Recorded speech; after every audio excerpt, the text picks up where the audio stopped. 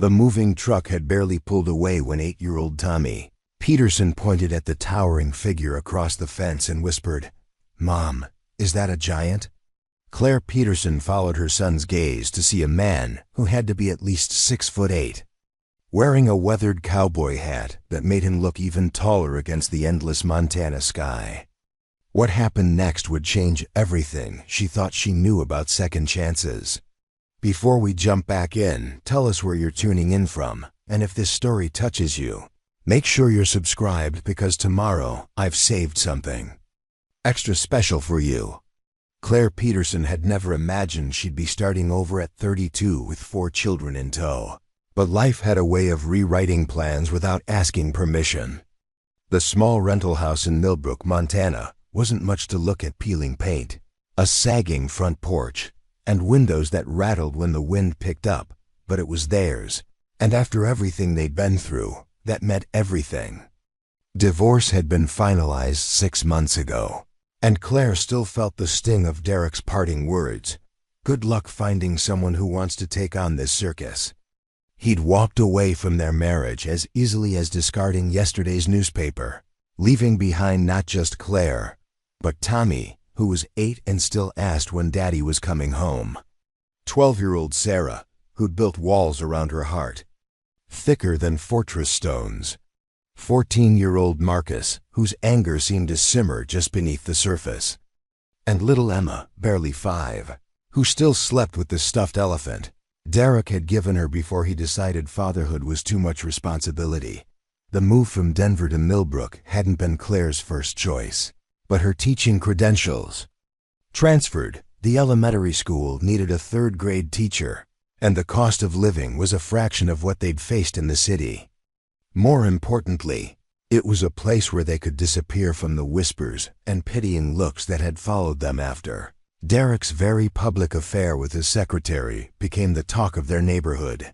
Claire had spent the first week unpacking boxes and trying to create some semblance of home in the cramped 3-bedroom house. The kids were struggling with the transition. Emma cried every night for her old room. Marcus had barely spoken since they'd arrived. Sarah spent most of her time with headphones on, and Tommy seemed determined to explore every inch of their new surroundings, which worried Claire more than she cared to admit. It was on a Tuesday morning, while Claire was hanging laundry on the line she'd strung between 2 fence posts, that she first really noticed their neighbor. She'd caught glimpses of him before, a towering figure moving around the massive ranch that bordered their small property. But this was the first time she'd seen him up close. He was mending a section of fence that separated their properties, and Claire couldn't help but stare. The man was enormous, not just tall but broad-shouldered and solid, with hands that looked like they could palm a basketball with room to spare. His dark hair was streaked with early silver, and when he turned slightly, she caught sight of a face that was ruggedly handsome despite what looked like a scar running from his left temple down to his jaw. Claire quickly looked away when she realized she was staring, focusing intently on pinning Emma's tiny dresses to the line. But she could hear him working, the steady rhythm of his hammer, the occasional creak of the wooden fence posts. There was something oddly comforting about the sound, like having a strong presence nearby. "Mom, can I go pet the horses?" Tommy's voice made her jump. He'd appeared beside her, his eyes fixed on the pasture beyond the fence where several beautiful horses grazed in the morning sun. "Absolutely not," Claire said quickly. "Those aren't our horses, Tommy. We don't go onto other people's property without permission." "But they're so pretty," Tommy said wistfully. "And that one there, the brown one with the white face, keeps looking at me like he wants to be friends." Claire glanced over and saw that the enormous man had stopped working and was watching them. Even from 50 feet away, she could feel the weight of his gaze, and it made her self-conscious about her faded jeans and the old Denver Broncos t-shirt she'd thrown on that morning. "Tommy, inside," she said, gathering the empty laundry basket. "We need to get ready for school." But Tommy, with the fearlessness that only 8-year-olds possess, had already wandered closer to the fence. "Mister, what's that horse's name?" he called out, Claire felt her cheeks burn with embarrassment. "Tommy, get back here right now," she said. But the damage was done. The giant man was walking toward them, each step covering ground that would take Claire 2 strides to match. Up close, he was even more imposing. Claire found herself having to tilt her head back to meet his eyes, which she discovered were a surprising shade of green, like pine needles in summer sunlight. The scar she'd noticed was more pronounced up close, but rather than making him look menacing, it somehow added character to his face. "That's Buckwheat," he said to Tommy, his voice a deep rumble that seemed to vibrate in Claire's chest. "He's a paint horse, about 12 years old. Good eye, he is a friendly one." Tommy's face lit up like Christmas morning. "Buckwheat. That's a funny name for a horse. Why'd you name him that?" The man's mouth quirked into what might have been the beginning of a smile. "When I got him as a colt, he had these spots that reminded me of buckwheat pancakes my grandmother used to make. The name just stuck." "I love pancakes," Tommy said seriously. "Mom makes really good ones, but she's been too busy unpacking to make any since we moved here." Claire wanted to disappear into the ground. "Tommy, that's enough," she said, reaching for his hand. "We need to go inside." But the man was looking at her now, and something in his expression made her pause. It wasn't the look she'd grown accustomed to since the divorce, not pity or calculation or the uncomfortable awareness that she was now a single mother. It was simply interested. "You're the new teacher," he said. It wasn't a question. "Yes, I'm Claire Peterson. 3rd grade at Millbrook Elementary." She felt compelled to add, "And these are my children. Well, one of them. The others are getting ready for school." "Jake Morrison," he said, touching the brim of his hat in a gesture that seemed old-fashioned but natural. "I own the Double M Ranch here. Welcome to Millbrook." There was an awkward pause where Claire wasn't sure what to say next. In Denver, neighbors were polite but distant. You might exchange pleasantries over the fence, but you didn't really get to know each other. This felt different, more personal somehow. "Can I pet Buckwheat?" Tommy asked again, apparently immune to social awkwardness. Jake looked at Claire. "If your mom says it's okay, you can come over after school. Buckwheat loves attention, and I've got some other gentle horses that might like to meet you." Claire's instinct was to say no. They'd just arrived. She didn't know anything about this man except that he was enormous and owned horses, and she'd learned to be cautious about men who seemed too good to be true.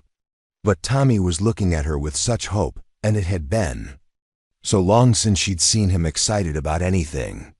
"I don't know," she said carefully. "We're still settling in, and I need to talk to the other children about boundaries and—" "Mom, please?" Tommy interrupted. "I promise I'll be good. I'll do all my homework first and clean my room and everything." Jake was watching this exchange with an expression Claire couldn't quite read. "No pressure," he said quietly. "The offer stands whenever you're comfortable with it. Horses are good for kids. They teach responsibility, patience, trust." The way he said the word trust made something flutter in Claire's chest, though she couldn't say why. "Maybe," she said. "We'll see." "Fair enough," Jake said. He looked at Tommy again. "You take care of your mom, okay? Moving to a new place can be tough." Tommy nodded solemnly. "I'm the man of the house now," he said, puffing out his chest. "That's what my dad said before he went away." Claire felt her face flush hot with embarrassment. She didn't need this stranger knowing about her failed marriage, didn't need him drawing conclusions about why an 8-year-old thought he needed to be the man of anything. But Jake just nodded seriously at Tommy. "That's a big responsibility. But remember, being the man of the house doesn't mean you have to carry everything by yourself. Sometimes the strongest thing you can do is let other people help." Something in his tone made Claire look at him sharply. There was a weight to his words that suggested he knew something about carrying responsibilities that were too heavy for one person. "Tommy, we really do need to get ready for school," she said, and this time Tommy didn't argue. "Nice meeting you, Mr. Morrison," Tommy said politely. "Just Jake," the big man said. "Mr. Morrison was my father." As they walked back toward the house, Claire could feel Jake's eyes on them. She told herself it was just neighborly interest, but something about the way he'd looked at her, not just at her, but at Tommy too, like he was seeing something worth paying attention to, made her pulse quicken in a way it hadn't since before. Her marriage fell apart. Inside the house, chaos reigned. Sarah was frantically searching for her science textbook. Marcus was arguing with Emma about whose turn it was to use the bathroom, and the coffee maker was beeping insistently because Claire had forgotten to turn it off. "Mom, who was that giant man?" Emma asked, pressing her face against the kitchen window to peer out at the ranch next door. "Our neighbor, Mr. Morrison. He owns the ranch. Is he nice?" Sarah asked, looking up from her textbook search. "He seemed nice," Claire said carefully. "He invited Tommy to meet his horses after school. Can we all go?" Emma asked excitedly. Preparing and narrating this story took us a lot of time, so if you are enjoying it, subscribe to our channel. It means a lot to us. Now back to the story. "I don't want to meet any stupid horses," Marcus muttered from the doorway. At 14, he'd decided that anything that might be considered fun was beneath his dignity. "We'll see," Claire said. The same response she'd given Jake. It seemed to be her default answer these days for anything that required decisions she wasn't ready to make. The morning routine continued its familiar chaos: lost homework, forgotten lunch money, the daily negotiation over what constituted appropriate school attire. By the time Claire had dropped the kids off and made it to Millbrook Elementary, she was already running 5 minutes late. The school was smaller than she was used to, with hallways that seemed to echo every footstep and classrooms that still had chalkboards instead of whiteboards. Her third-grade class was a mix of 15 children, some shy, others bold, all curious about their new teacher from the big city. Teaching had always been Claire's refuge. No matter what was happening in her personal life, she could step into a classroom and find purpose. These children needed her to be present, engaged, caring. They needed her to create a space where learning felt safe and exciting. It was a responsibility she'd never taken lightly, and today it felt like a lifeline. The day passed in the familiar rhythm of spelling tests, math problems, and the small dramas that seemed enormous when you were 8 years old. During lunch, Claire ate in her classroom and found herself looking out the window toward the mountains that rose beyond the town.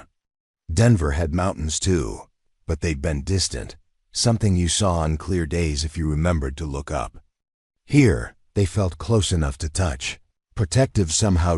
She was grading papers during her planning period when there was a soft knock on her classroom door. Claire looked up to see Jake Morrison filling the doorway, his cowboy hat in his hands, and an expression that seemed almost nervous on his rugged face. "I hope I'm not interrupting," he said. "I was in town picking up some supplies and thought I'd stop by." Claire was acutely aware that she looked like she'd been teaching all day. Her hair was escaping from its ponytail. There was chalk dust on her skirt, and she was pretty sure she had a juice stain on her blouse, courtesy of a spill during snack time. "Not at all," she said, setting down her red pen. "Is everything okay?" Fine, Jake said, though he seemed uncomfortable standing in a classroom designed for 8-year-olds, his head nearly touching the ceiling. "I wanted to apologize if I overstepped this morning. Sometimes I forget that not everyone is comfortable around horses, and I shouldn't have assumed."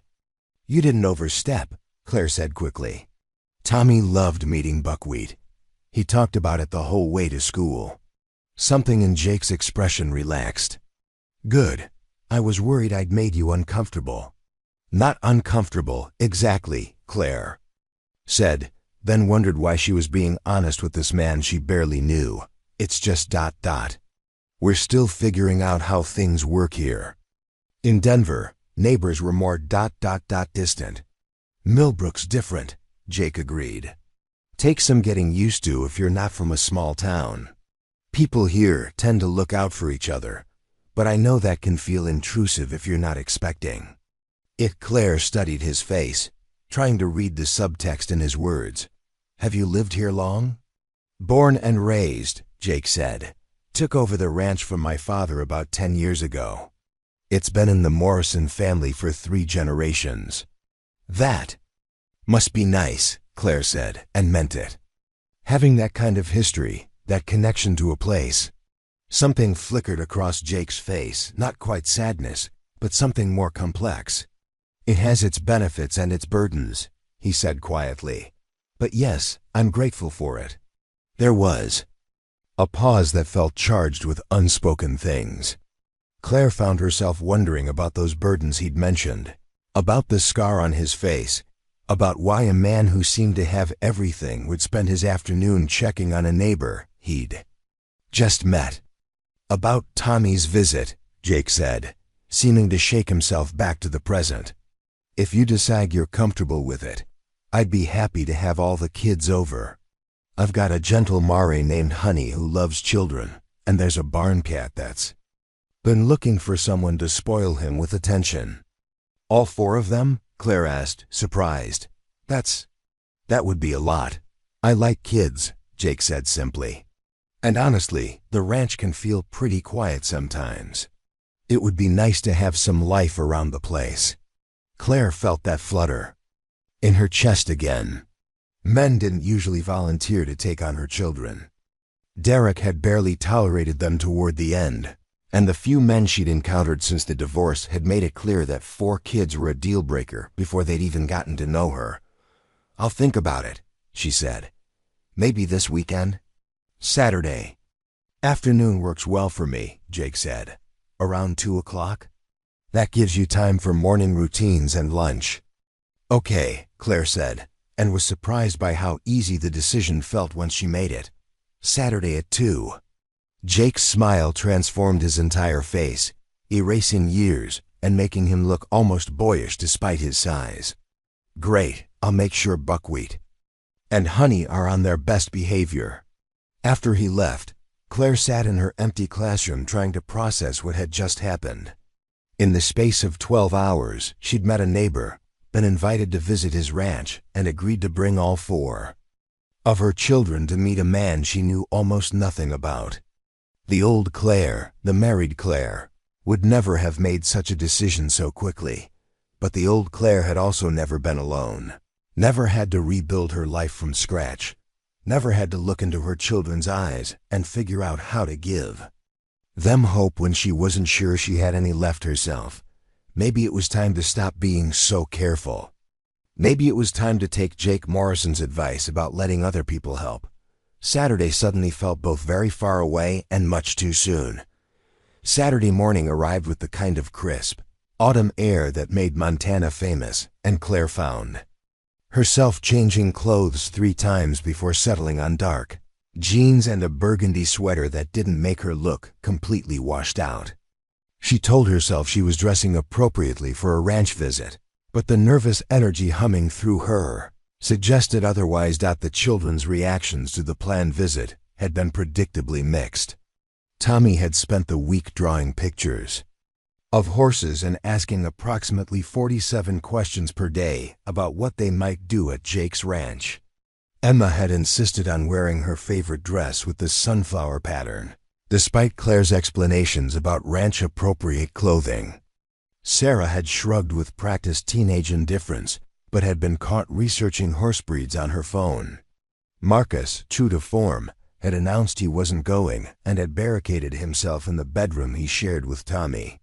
I don't see why I have to go hang out with some old cowboy and his smelly animals, Marcus said through the door when Claire knocked at 1:30. You don't have to do anything except be polite, Claire replied. And Jake's not old. He's probably my age. So, like ancient, came Marcus's muffled response.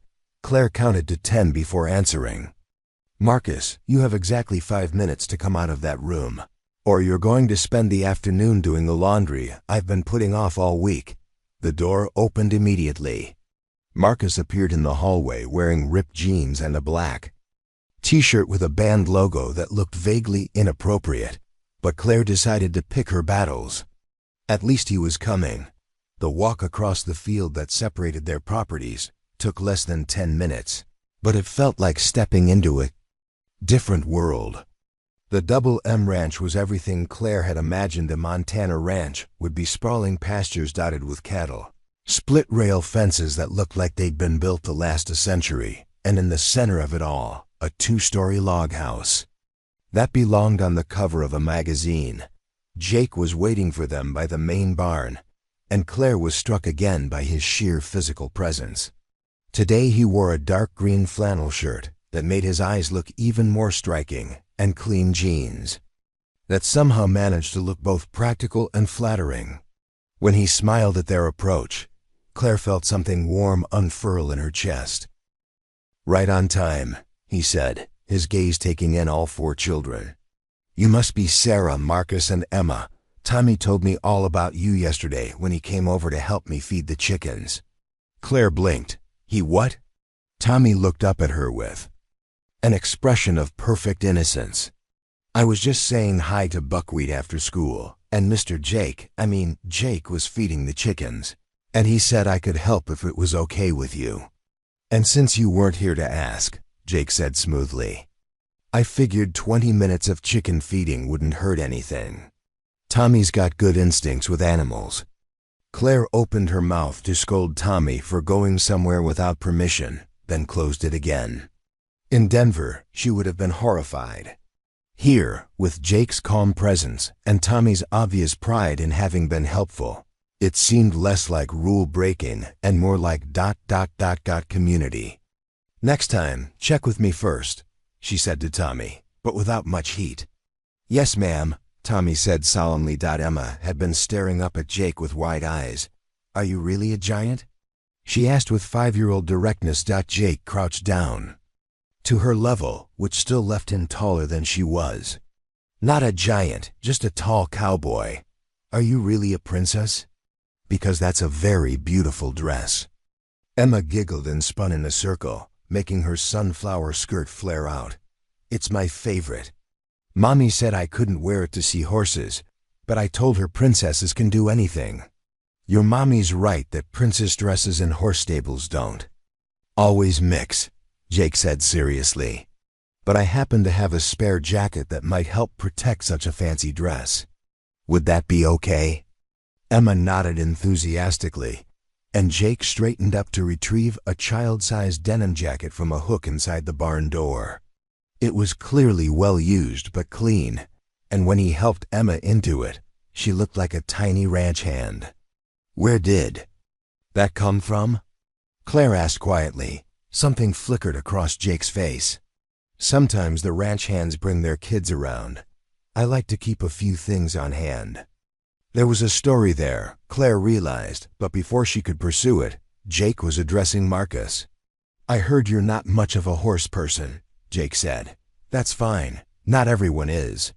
But I've got a 1967 Mustang in the garage that I've been restoring. If you'd rather check that out while the others meet the horses, you're welcome to." Marcus, who had been radiating sullen teenager energy, looked up with genuine interest. "A 67 Mustang? What engine?" 390 V8. She's been sitting in pieces for about 5 years, but I finally started putting her back together last winter. "That's actually pretty cool," Marcus admitted, his entire demeanor shifting. Claire watched in amazement as Jake somehow managed to find exactly the right approach for each of her children.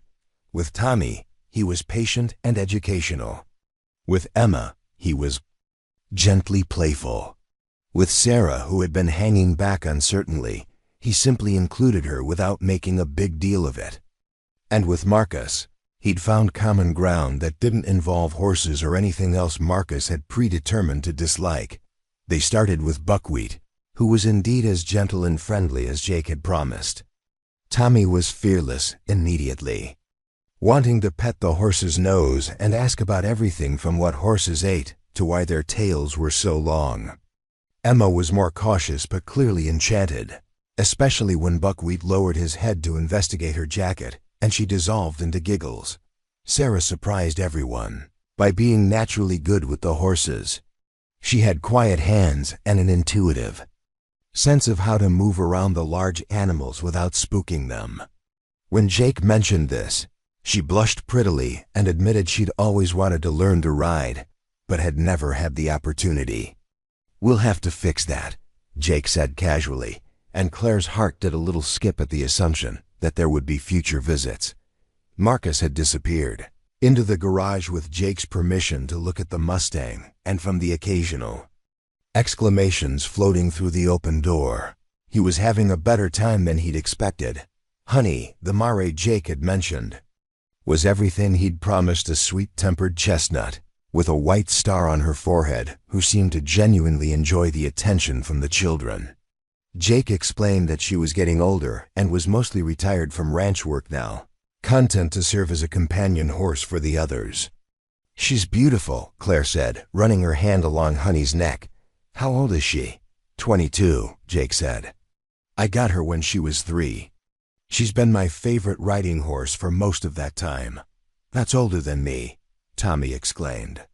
"Horses can live into their 30s if they're well cared for," Jake explained. "Honey's got a lot of good years left."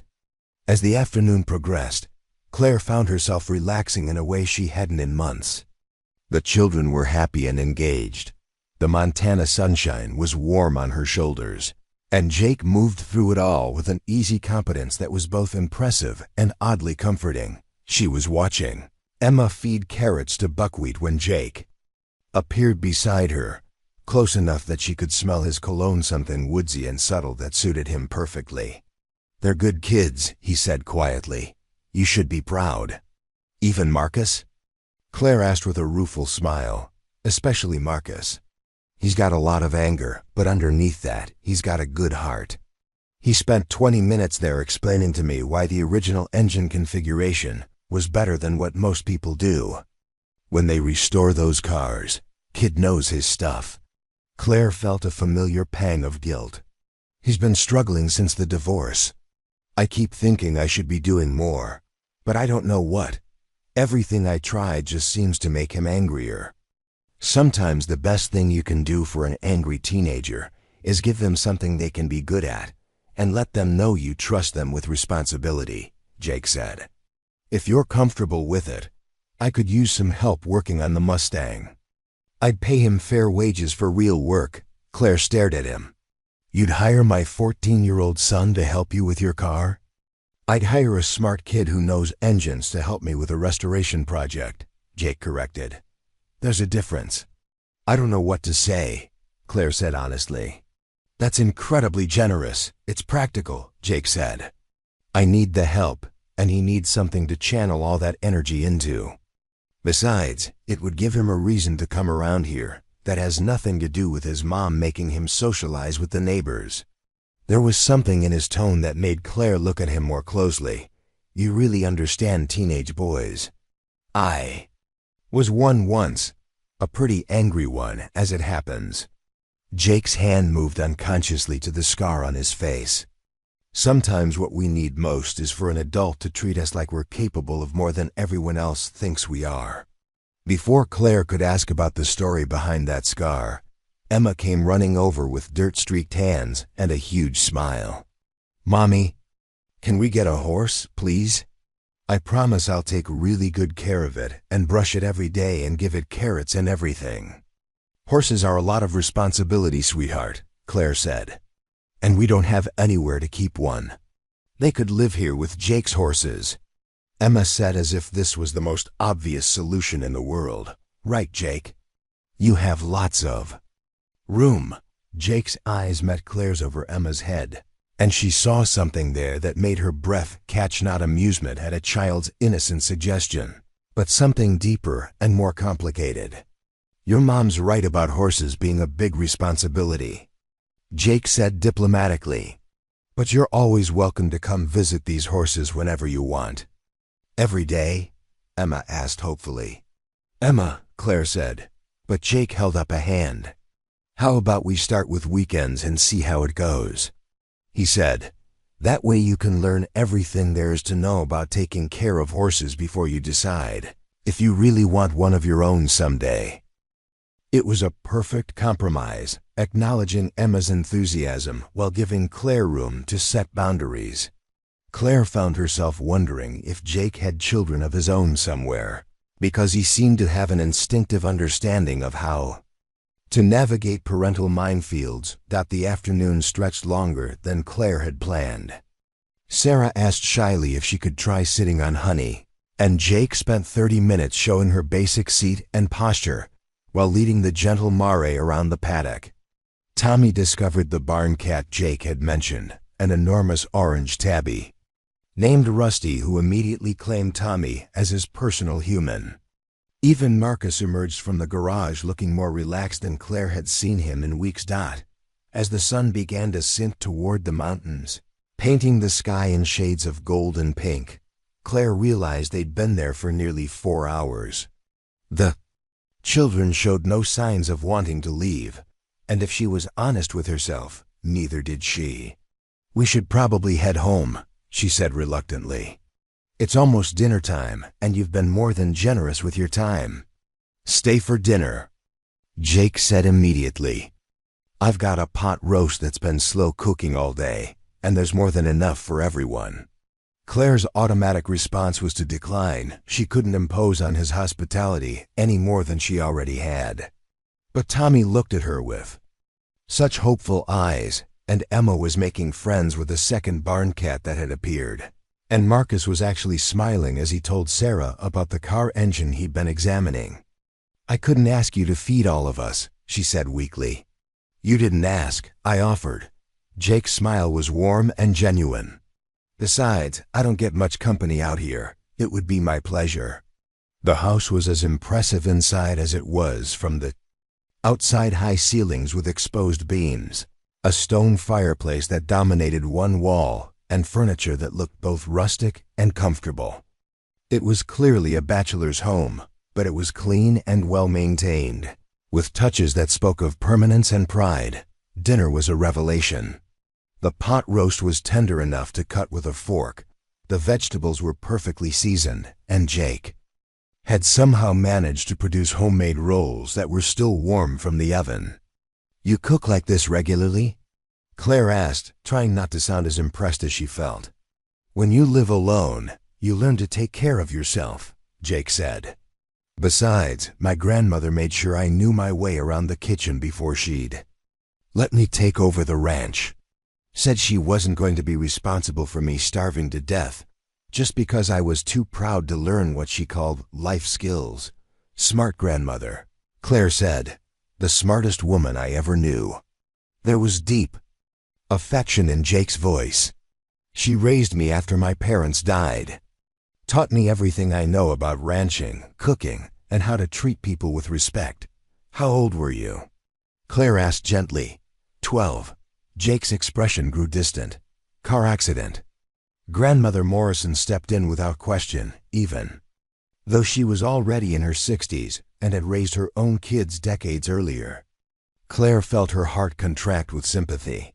12 was so young to lose everything, younger than Sarah was now. It explained something about Jake's easy way with her children, his instinctive understanding of how to connect with them. He knew what it was like to have your world turned upside down. The conversation flowed easily around the dinner table. Tommy told everyone about his new school and his teacher, Mrs. Henderson, who apparently had a pet hamster named Einstein. Emma described in elaborate detail the game she'd invented involving the barn cats and a ball of yarn she'd found. Sarah talked more than she had in weeks, asking Jake questions about the ranch and the horses, and what it was like growing up in such a small town.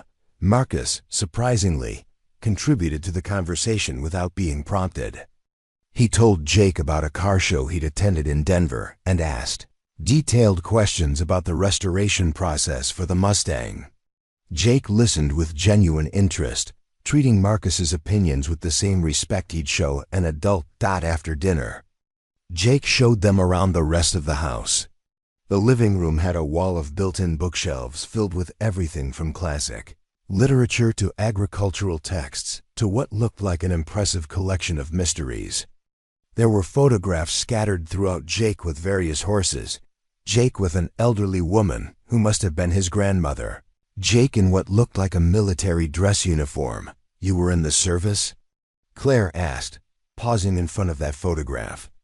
"Army. Did 2 tours in Afghanistan." Jake's voice was neutral, but Claire heard the weight behind the words. She thought about the scar on his face, about the way he sometimes seemed to carry invisible burdens, and decided not to push for details. Everyone had parts of their story they weren't ready to share. The evening ended with Jake walking them home across the darkening field, carrying Emma when she got too tired to walk. At their front door, the children thanked him enthusiastically, already making plans for future visits. "Thank you," Claire said quietly after the kids had gone inside. "Today was exactly what they needed." "What about you?" Jake asked. "Was it what you needed?" The question caught her off guard. When was the last time someone had asked what she needed, rather than just assuming she'd take care of everyone else's needs first? "I had a wonderful time," she said honestly. "I can't remember the last time I saw all 4 of them happy at the same place at the same time." "They're good kids, Claire. And you're doing a good job with them, even if it doesn't always feel that way." Something in his voice made her look up at him more closely. In the porch light, his face was all angles and shadows, but his eyes were gentle. "How do you know so much about single parenting when you don't have children of your own?" She asked. Jake was quiet for so long that Claire thought he wasn't going to answer. When he finally spoke, his voice was carefully controlled. "I was engaged. Once. She had 2 kids from her first marriage. I thought I was ready to be a stepfather, but when it came time to actually do it..." He shrugged. "Turns out there's a difference between liking the idea of a ready-made family and being able to handle the reality of it." "What happened?" "I messed it up," Jake said simply. "Said some things I shouldn't have said, made some assumptions I shouldn't have made. By the time I realized what I was throwing away, she'd moved on. Married a guy who was better at the whole package deal than I was." Claire studied his face in the dim light. "How long ago?" 3 years. Jake met her eyes. "I've had a lot of time to think about what I did wrong and what I'd do differently if I got another chance." There was something in his voice that made Claire's pulse quicken, something that suggested this conversation wasn't entirely about the past. "Well," she said carefully, "we should probably do this again sometime. The kids had a great time." "So did I," Jake said. "How about next Saturday? I could teach Sarah some basic riding, and Marcus could help me with the Mustang. If you're interested." "That sounds perfect," Claire said, and meant it. As Jake walked back across the field toward his house, Claire stood on her porch and watched until his tall figure disappeared into the darkness. For the first time since her divorce, she felt something she'd almost forgotten existed: hope. The second Saturday visit turned into a third, then a fourth, until spending weekend afternoons at the Double M Ranch became as natural as breathing. Claire found herself looking forward to those visits more than she cared to admit, not just because the children were happy, but because of the way Jake looked at her when he thought she wasn't paying attention, like she was something worth looking at. It was the beginning of November when everything shifted. Claire was grading papers at her kitchen table while Emma played with her dolls in the living room, when she heard the distinctive rumble of Jake's truck pulling into their driveway.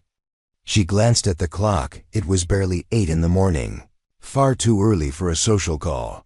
Through the window, she could see Jake climbing out of his truck, but something was wrong with the way he moved.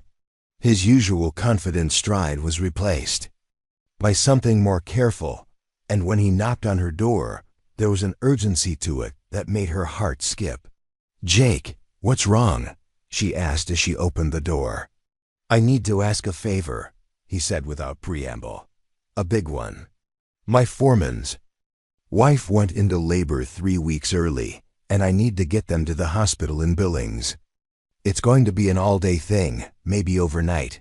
And I've got 30 head of cattle that need to be moved to the south pasture before the storm hits tonight. Claire blinked. Storm? Weather Service is calling for 6 inches of snow starting around 5 o'clock. If those cattle aren't moved, they'll be stuck in the north pasture without adequate shelter. Jake ran a hand through his hair, and Claire noticed it was shaking slightly.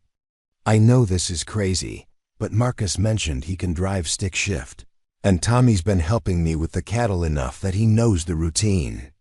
I need someone to drive the truck while the boys help me move the herd.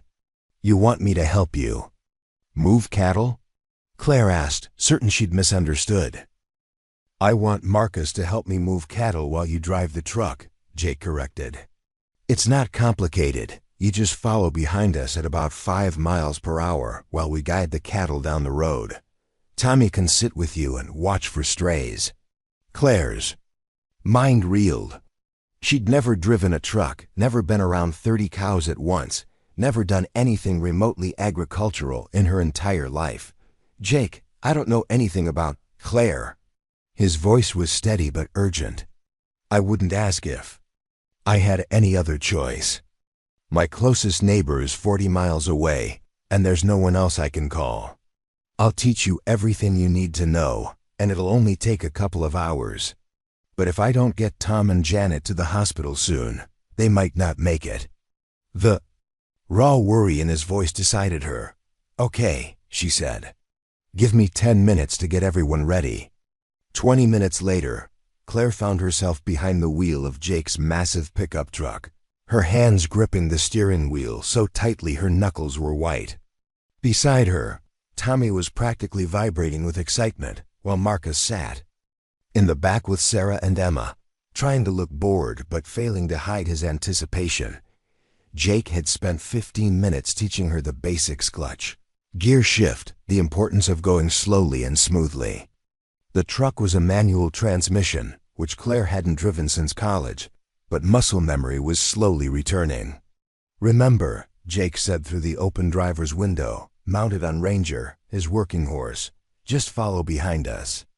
If the cattle start to scatter, stop where you are and let us round them up. Your job is to be a moving wall, not a herder. The cattle were already gathered in a loose group near the gate between pastures. They looked enormous up close, black and brown bodies shifting restlessly as they sensed the coming weather. Jake and Marcus, also on horseback when had Marcus learned to ride, positioned themselves on either side of the herd. This is so cool, Tommy breathed as Claire carefully put the truck in first gear and began to roll forward.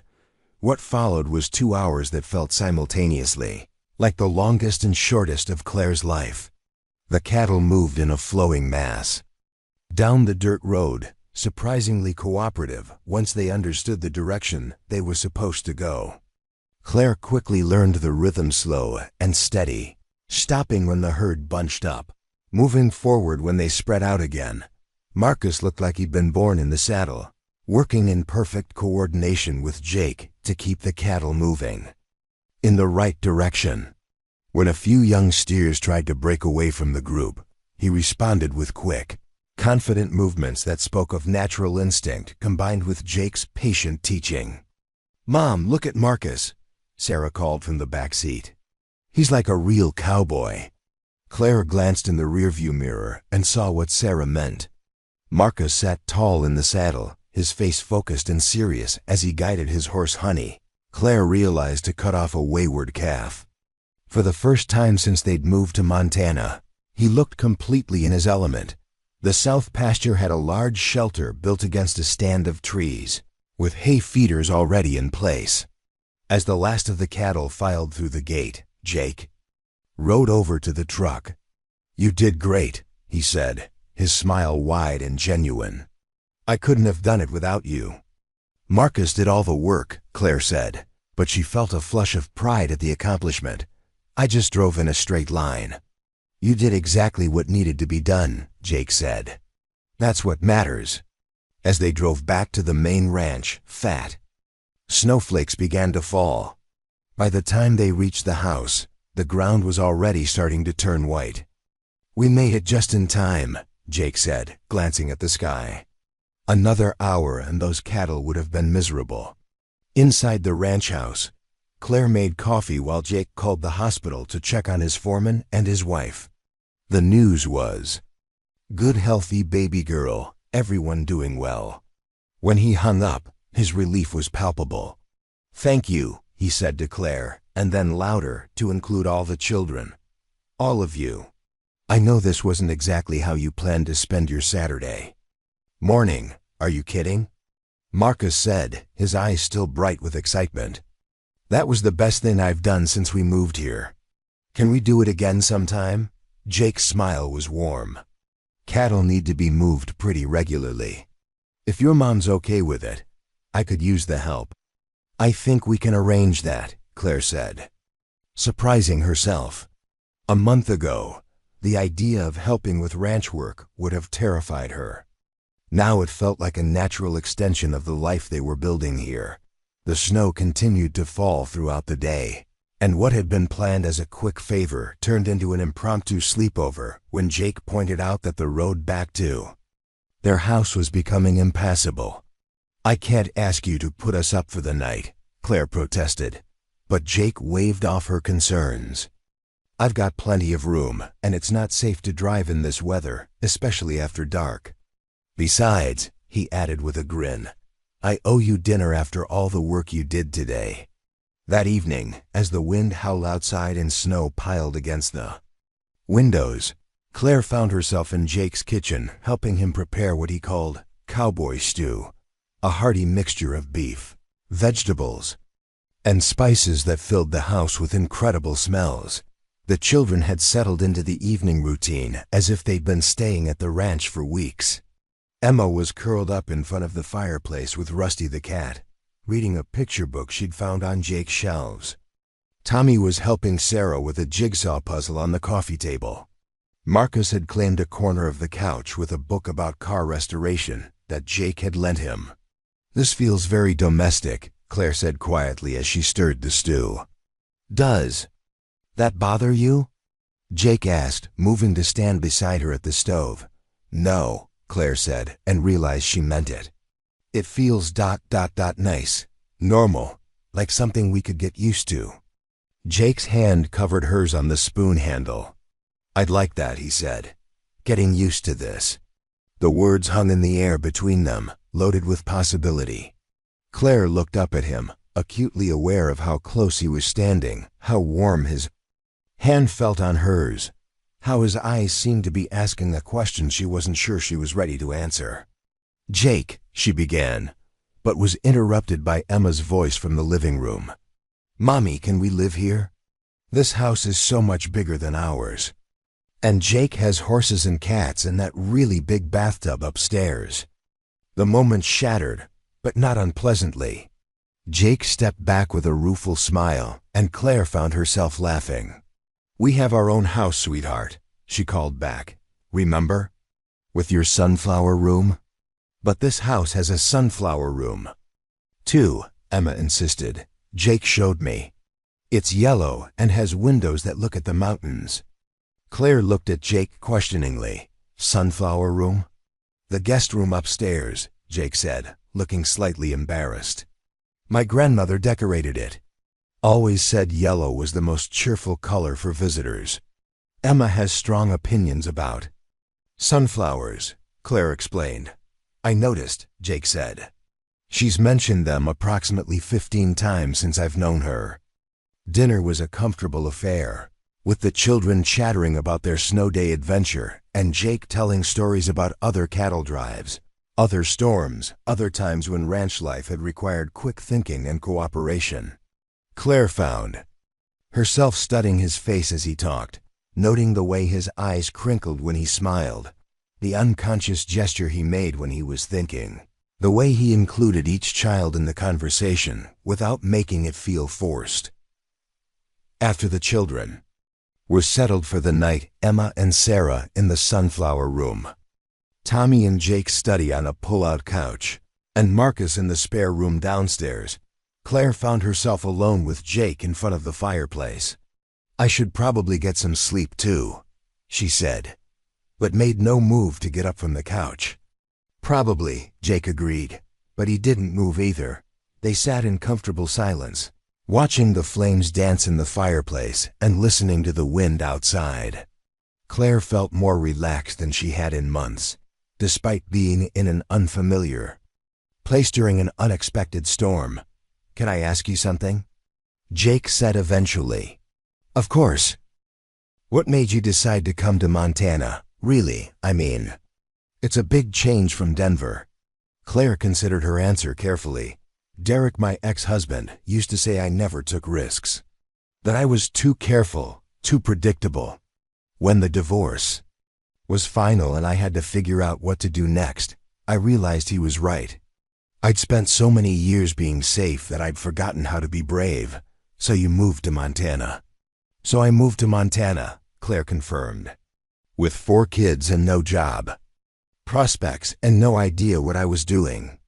Derek said I'd be back within 6 months, begging him to take us back." "And how's that working out for him?" Jake asked with a slight smile. "Well, it's been 4 months, and I have no desire to go anywhere," Claire said. "The kids are happier here than they've been in years. I'm happier here." "What makes you happy about it?" Jake asked. "Besides the obvious benefits for the kids." Claire thought about that. "I think it's the feeling that I can be useful here. In Denver, I felt like I was just going through the motions, teaching, taking care of the kids, managing the household. Here, it feels like what I do matters. Like when I helped you move the cattle today. I was actually necessary." "You were," Jake said seriously. "I couldn't have done it without you." "I know that's not literally true. It is literally true." Jake interrupted. "Claire, I've been running this ranch by myself for 3 years. I've had to ask for help maybe a dozen times in all that time, and never with something as important as moving cattle before a storm. The fact that I called you says something." "What does it say?" Jake was quiet for a long moment. "It says I trust you. It says I think of you as someone I can rely on. It says ... double quotes." He paused, seeming to choose his words carefully. "It says you're not just a neighbor anymore." Claire's heart began to beat faster. "What am I then?" "I don't know yet," Jake said honestly. "But I'd like to find out, if you're interested." Before Claire could answer, a crash of thunder made them both jump. The lights flickered once, twice, then went out completely, leaving them in the shifting glow of the fireplace. "Well," Jake said after a moment, "that's not good. Does this happen often?" Claire asked, trying to keep the nervousness out of her voice. "Often enough that I keep flashlights and candles handy," Jake said, moving carefully in the dim light. "Generators in the barn, but I'm not going out in this storm. To start it tonight, we'll be fine until morning." He returned with an armload of candles and battery-powered lanterns, setting them around the room until it felt cozy rather than dark. The wind continued to howl outside, and occasionally they could hear the crack of tree branches breaking under the weight of snow. "The kids will be okay?" Claire asked. "They'll sleep right through it," Jake assured her. "Kids always do. It's the adults who worry about storms." They settled back onto the couch, closer together now in the candlelight. The power outage had created an intimacy that felt both natural and charged with possibility. "Jake," Claire said, "about what you said earlier ... about wanting to find out what you are to me?" "Yes, I think ... double quotes." Claire took a breath. "I think I'd like to find out too." Jake's smile was slow and warm. "Good," he said. "That's very good." Outside, the storm raged on, but inside the ranch house, surrounded by the soft glow of candles and the warmth of the fire, Claire felt safer than she had in years. Whatever was happening between her and Jake, whatever they were becoming to each other, it felt right in a way that nothing had felt right in a very long time. As if reading her thoughts, Jake reached over and took her hand. "We'll figure it out," he said quietly. "Whatever this is, whatever it becomes, we'll figure it out together." Claire squeezed his hand and settled back against the couch cushions. For the first time since her divorce, the future felt full of possibilities instead of obstacles. And for tonight, that was enough. 3 weeks after the storm, Claire was discovering that small towns had their own unique way of making private business public knowledge. It started with casual comments at the grocery store. "Heard you folks weathered that storm real cozy over at Jake's place," and escalated to pointed questions from other teachers at school about whether she was seeing the Morrison boy. "He's hardly a boy," Claire had replied to Janet Hendricks, the first-grade teacher who seemed to consider herself the unofficial keeper of Millbrook's romantic gossip. "Jake's 34 years old. Same age as you, then," Janet had said with obvious satisfaction. "Perfect match. His grandmother always said that boy needed a good woman to settle him down." Claire had escaped that conversation before it could go further, but the knowing looks and whispered conversations followed her everywhere. By Thursday afternoon, she was beginning to understand why Jake had seemed amused when she'd mentioned their newfound friendship to him the previous weekend. "They're all talking about us, aren't they?" she'd asked him while they watched the children play in the barn. "Small town," Jake had said with a shrug. "People talk, they mean well. Doesn't it bother you?" Jake had considered this seriously. "My grandmother used to say that the day people stop talking about you is the day you stop mattering to anyone. I figure there are worse things than being the subject of speculation." Now, as Claire sat in her classroom after hours grading spelling tests, she was beginning to see his point. The attention felt intrusive, but underneath the annoyance was something else, a warm flutter of possibility that maybe there was something worth speculating about. Her phone buzzed with a text from Jake. "Emergency at the ranch. Can you pick up Marcus from school and bring him over? We'll explain later." Claire's stomach dropped. Marcus had been staying after school twice a week to help Jake with the Mustang restoration, an arrangement that had transformed her sullen teenager into someone who actually smiled at dinner. If something had happened to Jake... She texted back immediately. "On my way. Is everyone okay?" The response came quickly. "Everyone's fine. Just need Marcus's help with something urgent." 15 minutes later, Claire was pulling into the school parking lot where Marcus was waiting with his backpack and a confused expression. "What's going on?" he asked as he climbed into the car. "Jake just said there was an emergency and he needed me to come to the ranch." "I don't know," Claire admitted. "He said everyone was fine, but that's all I know." The drive to the Double M felt longer than usual.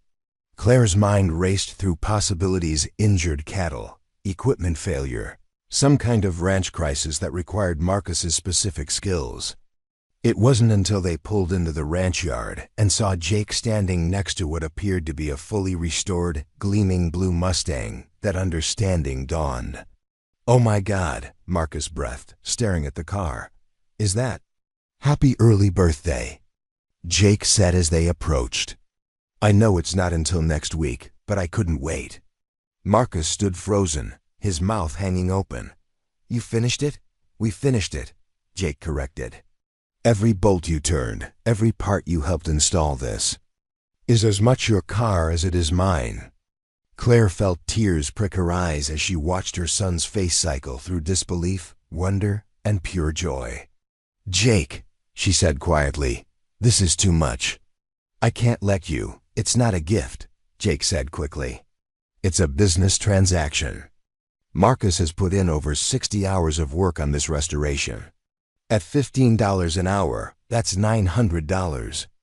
The car's worth about $8,000 in this condition, which means he's earned an 11% stake in it." "Which means what, exactly?"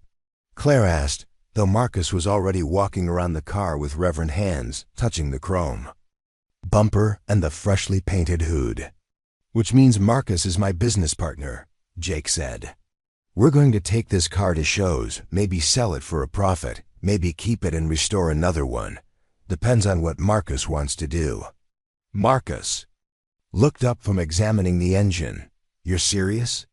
We're partners?" 50-50 split on anything we make from this car, Jake confirmed. But more importantly, you're going to learn every aspect of the business. Buying cars, estimating restoration costs, marketing, selling. By the time you graduate high school, you'll know whether you want to make this your career. Claire watched her son transform before her eyes. The angry, sullen teenager who'd moved to Montana 6 months ago was gone, replaced by a young man who stood taller, smiled wider, and looked at Jake with something approaching hero worship. "Can I drive it?" Marcus asked. "You can drive it," Jake said, "but first, you need to get your learner's permit. And you need to promise your mom that you'll be careful and responsible." "I promise," Marcus said solemnly, looking at Claire. "Mom, I promise I'll be the most careful driver in Montana." Claire found herself nodding, though part of her wondered. When Jake had become someone who could make decisions about her children's lives, the thought should have bothered her more than it did. That evening, after Marcus had called everyone he knew to tell them about the Mustang, and after Jake had driven them all home in his truck, while Marcus followed carefully in the restored car, Claire found herself standing in her kitchen, trying to process what had just happened. The other children had gone to bed, exhausted from the excitement of Marcus's transformation and the endless questions about when they might get to ride in the Mustang. Marcus himself was in the garage, even though the car was parked at Jake's ranch, reading car magazines and making notes about future projects.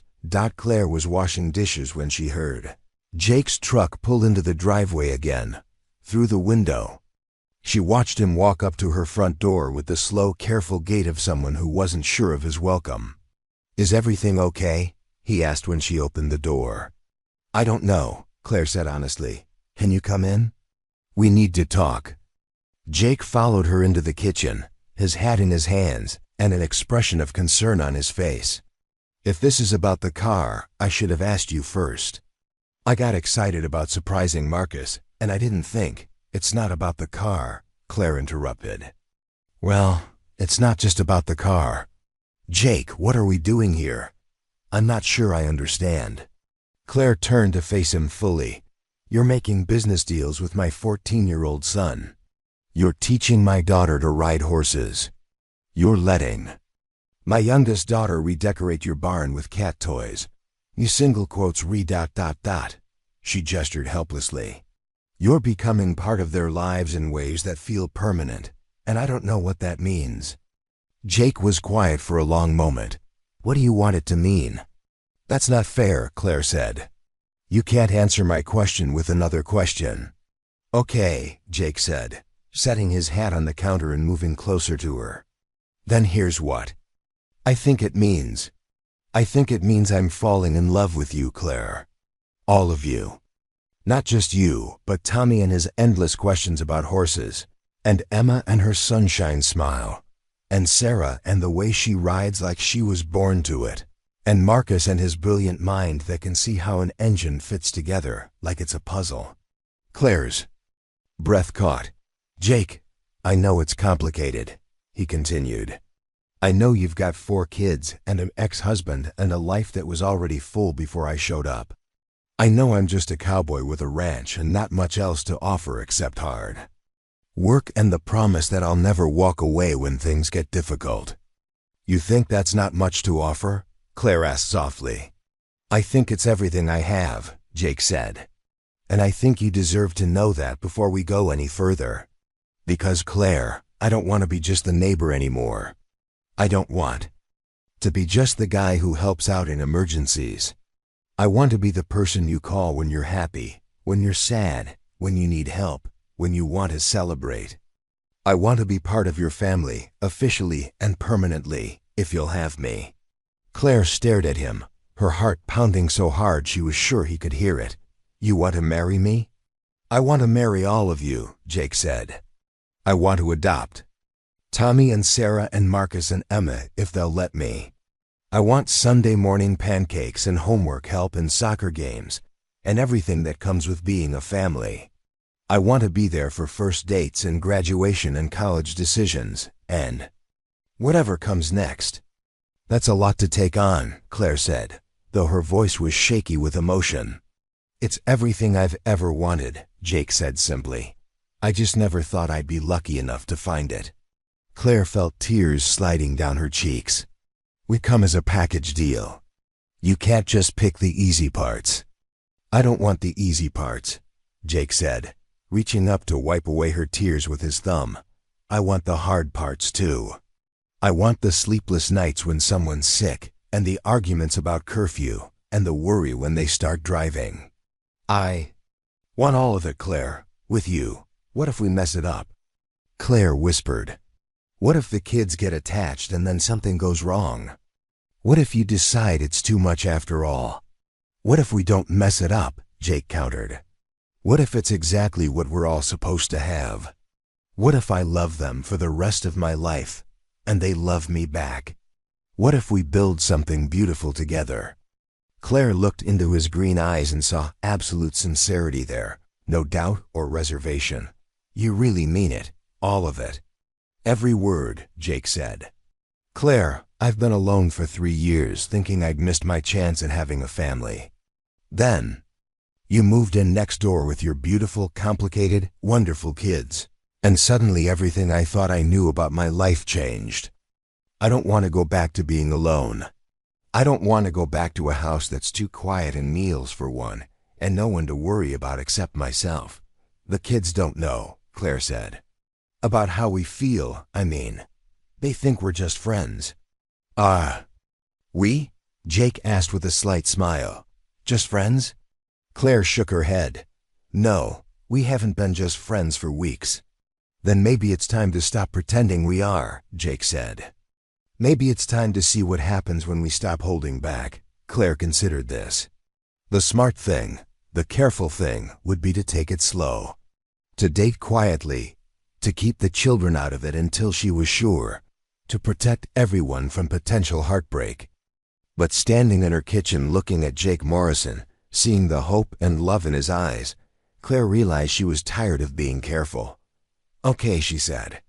Let's see what happens. Jake's smile was brilliant. Yeah, Claire said, and then she was in his arms, kissing him for the first time, tasting the possibility of everything he'd promised. When they broke apart, both breathing hard, Jake rested his forehead against hers.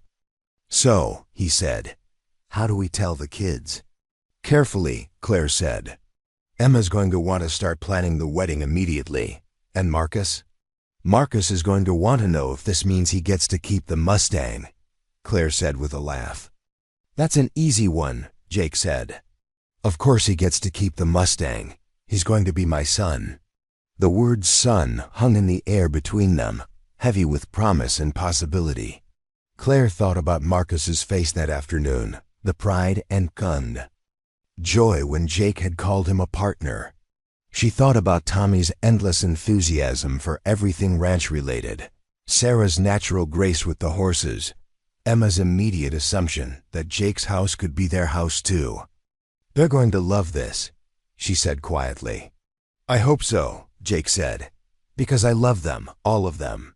And I love you, Claire Peterson, more than I ever thought possible. I love you too, Claire said, and realized it was the absolute truth. Somewhere between that first morning by the fence and this moment in her kitchen, she'd fallen completely and irrevocably in love with Jake Morrison. Outside, snow was beginning to fall again, but this time Claire wasn't worried about storms or being stranded or having to navigate difficult weather. This time, she knew exactly where they would go when the roads became impassable. They would go home, all of them together, to the ranch house with the sunflower room and the fireplace, and the man who wanted nothing more than to love them all for the rest of his life. And for the first time since her divorce, Claire could picture the future clearly. It looked like Sunday morning pancakes and homework help at the kitchen table. It looked like teaching Emma to ride and watching Marcus rebuild engines and helping Sarah gain confidence in everything she tried. It looked like growing old with Jake Morrison, building something beautiful and lasting and real. It looked like family. 3 months later, on a crisp February morning, that made the mountains look like they'd been painted against the sky. Claire stood in front of her bathroom mirror, trying to decide if the navy blue dress was too formal for a custody hearing.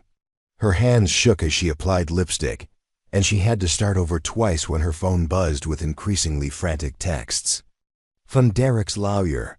The call had come the week before, completely out of nowhere. Derek wanted the children back. Not just visitation full custody. His lawyer claimed that Claire had been living in sin with a man the children barely knew, that she'd moved them to an isolated rural environment without proper consideration for their educational and social development, and that the children were being exposed to dangerous activities on the ranch. "It's harassment," Jake had said when Claire showed him the papers. "Derek doesn't want the kids back. He wants to hurt you for being happy without him." Claire knew Jake was right, but that didn't make the fear any less real. What if the judge believed Derek's lies? What if she lost them? The children didn't know about the hearing. Claire had told them she had a meeting in town, and Jake had volunteered to take the day off to watch them. Emma was already at the ranch, convinced she was helping Jake with very important horse business that involved brushing buckwheat and feeding him carrots. The older kids would go to the ranch after school. "You look beautiful," Jake said from the doorway, his reflection appearing behind hers in the mirror. "And strong. Like someone who's built a good life for her children and isn't going to let anyone take it away from her." Claire turned to face him, noting how handsome he looked in his dark suit, the same one from the military photograph in his living room. She realized, "You didn't have to come. This isn't your fight." "Yes, it is," Jake said simply. "They're my kids too now. Maybe not legally yet, but in every way that matters. Derek wants to hurt them to get back at you, and I won't stand for that." The drive to the courthouse took 40 minutes, and Claire spent most of it practicing what she would say if called to testify. Her lawyer, Patricia Holbrook, had prepared her thoroughly, but Claire's mind kept going blank every time she tried to remember the key points. "Breathe," Jake said, reaching over to take her hand. "You're a good mother, Claire. Anyone who spends 5 minutes with those kids can see how much they love you and how well they're doing. The truth is on our side." The courthouse in Billings was smaller than Claire had expected, and when they walked into the hearing room, she was surprised to see Derek sitting alone at a table with his lawyer. No family support, no girlfriend, just a man in expensive suit who looked older than his 35 years and remarkably uncomfortable. Claire hadn't seen Derek since the day he'd moved out of their house in Denver, and the sight of him now filled her with an unexpected emotion, pity. He looked diminished somehow, like success in his corporate job couldn't quite compensate for whatever emptiness had driven him to abandon his family and then try to reclaim them out of spite. "All rise for the Honorable Judge Patricia Crane," the bailiff announced. Judge Crane was a woman in her 60s with silver hair and sharp eyes that seemed to take in everything at once. She reviewed the case files silently for several minutes before speaking. "This is a motion to modify custody brought by Mr. Derek Peterson regarding his 4 minor children," she said. "Mr. Peterson, your motion alleges that the children's current living situation is unsuitable. Can you elaborate on your specific concerns?" Derek's lawyer stood. "Your Honor, Miss Peterson has relocated the children to an isolated rural community against their best interests. She's cohabitating with a man they barely know, exposing them to dangerous ranch activities, and prioritizing her romantic relationship over their stability and education." "Miss Peterson," Judge Crane said, turning to Claire's lawyer, "how do you respond to these allegations?" Patricia Holbrook rose confidently. "Your Honor, Miss Peterson has created a stable, loving home for her children in Millbrook, Montana. She's employed as a teacher at the local elementary school. The children are thriving academically and socially, and her relationship with Mr. Morrison has been beneficial to the entire family. Mr. Peterson, meanwhile, has had minimal contact with the children since the divorce and is seeking custody not out of genuine concern for their welfare, but as a form of harassment against his ex-wife. "I'd like to hear from Miss Peterson directly," Judge Crane said. "Miss Peterson, please tell me about your decision to move to Montana and how your children have adjusted." Claire stood on shaking legs, but once she began speaking, her voice grew stronger. She talked about the job opportunity, about Tommy's improvement in school since they'd moved, about Sarah's newfound confidence and Marcus's transformation from an angry teenager to a responsible young man with direction and purpose. "And what is the nature of your relationship with Mr. Morrison?" Judge Crane asked.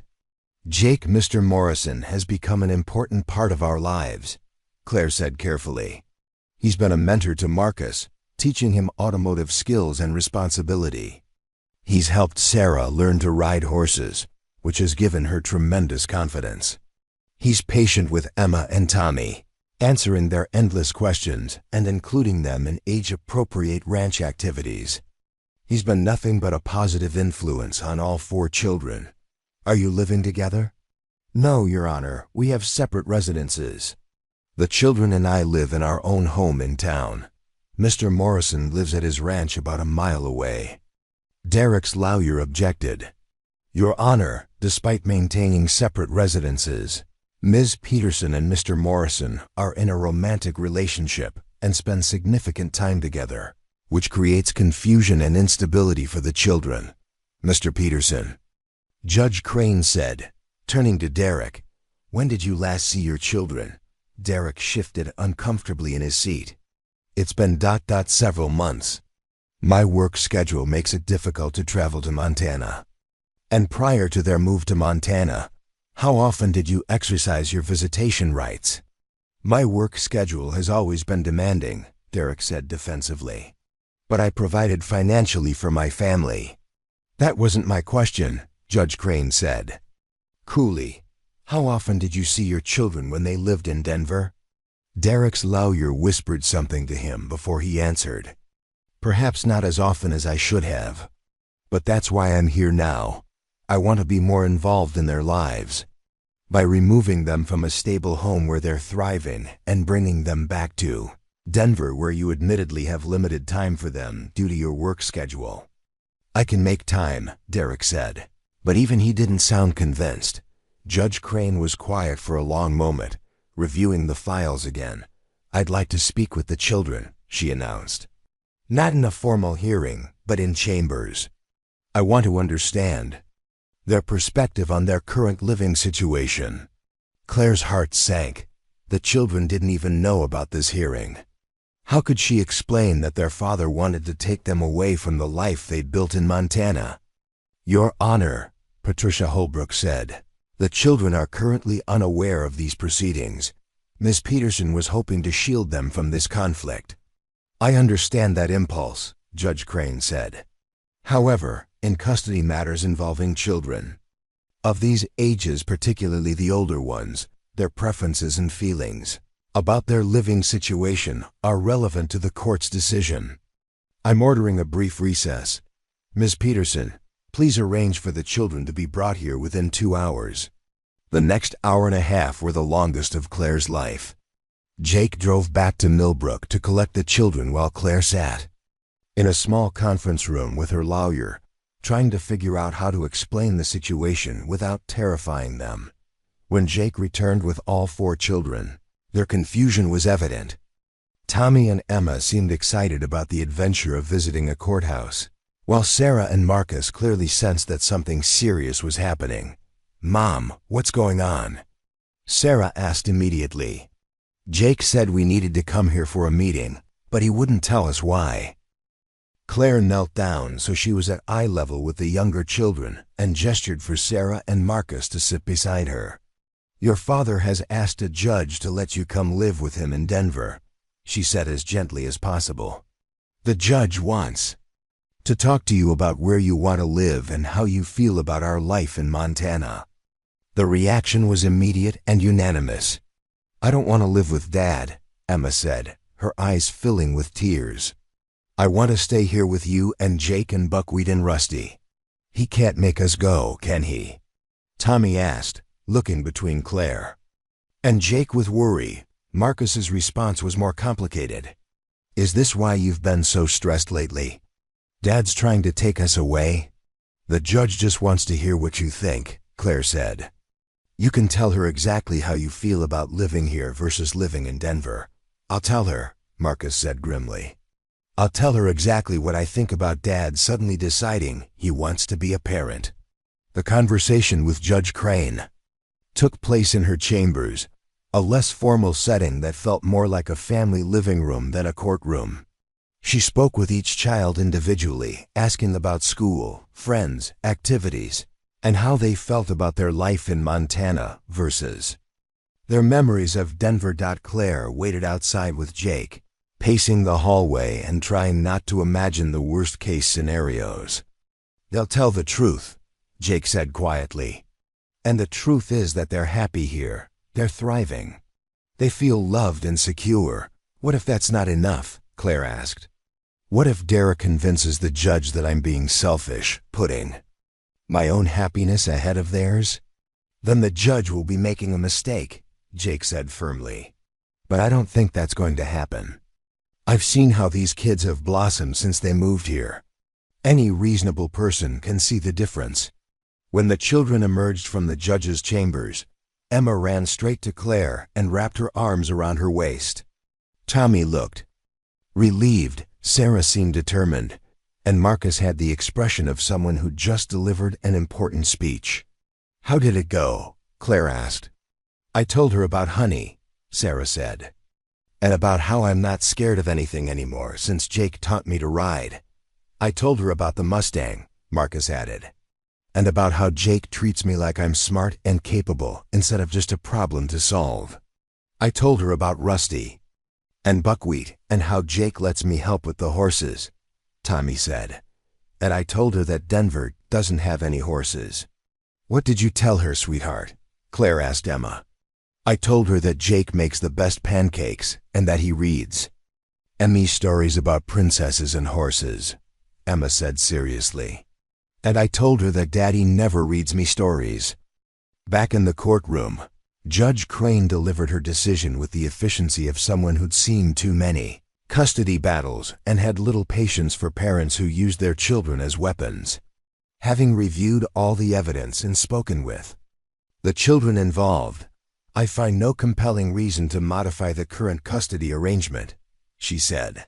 The children are clearly thriving in their current environment. They're doing well academically, they've formed strong social connections, and they feel secure and loved in their current home.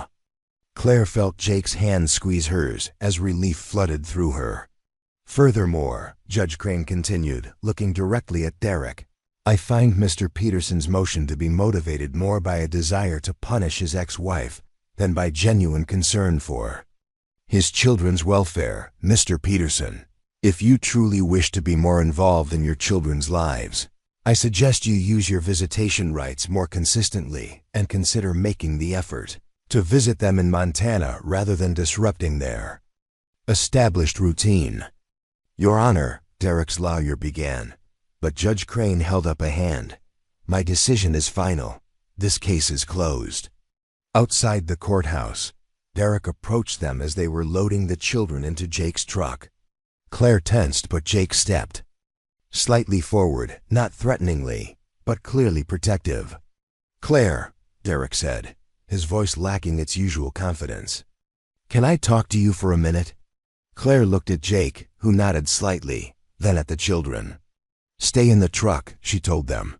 We'll just be a minute. Derek looked older up close, she realized. Tired and somehow smaller than she remembered. I want you to know that wasn't my idea, he said quietly. The custody thing. My girlfriend, ex-girlfriend, now she kept saying you were making me look bad, that I needed to fight for my kids. I should have known better. Yes, you should have, Claire said, her voice steady despite the anger simmering underneath. You terrified them, Derek. Emma spent all last week asking if she was going to have to leave her cats.